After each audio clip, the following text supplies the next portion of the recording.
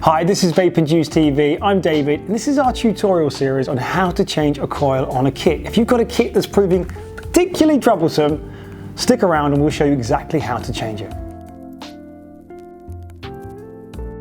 So we're going to show you how to change the coil on the Aspire Nautilus GT kit. Now it doesn't just cover the Aspire Nautilus GT kit. In fact, any kit that uses the Nautilus GT tank, any kit that uses the modern Aspire Nautilus tanks, this still applies for. So I'm going to show you how to change the coil on that and what to look out for. So let's open up this snazzy box, very nice indeed.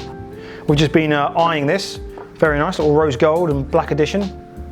To excuse the noise in the background, we actually have a fun fair going and there's only so much sound we can dampen out. So what you've got here is you've got the Nautilus GT kit, but you've also got the Nautilus GT tank or the Nautilus tank. It's a modern version. There is another version from about 5 or 6 years ago, so if you're thinking, oh, it looks different, it's the same system, but it's just a modern look. It looks really nice as well. So anyway, so what we've got here is we've got the tank, we've got the drip tip, in case you ever want to know what it's called a drip tip. And we are going to show you now. So to change the coil, we just hold it stiff on the top and we just unscrew the bottom like so till it comes apart. And you've got the coil sat in the base of the tank, and then you've got the top of the tank here, which is just there, and I'll just put that here. So the coil is now sat here and we just unscrew it like so.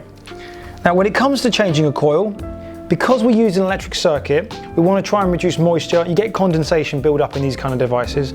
So get a cotton swab, get a little tissue, and just shove it down there and keep it dry. Now we want to get a good experience, we want to make it help us quit smoking, and the best way to do that is to make sure it works. So that's one little technique. When we're done with the coil, throw it in the bin, chuck a new one in exactly the same spot there.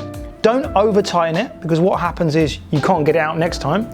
Or two, you cross thread it. That means where it goes in at a funny angle, and then you end up having areas where liquid comes out and seeps out. So just be mindful of that. Also, you've got a little blue ring here. I'm conscious there is definitely a funfair in the background making all the noises in the world. If this little band comes off, you've then got metal on metal, and again, you've got a situation where your tank can leak. So when you often wonder why your tank's leaking, just check for these things first. Anyway, so we've screwed a new coil in there. We've done it hand tight, not too tight, and that's simple as that really. Then we pop the tank upside down and we screw it back in place.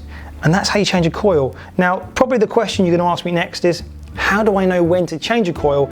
And the answer is, it's different for everyone. It depends what power you use.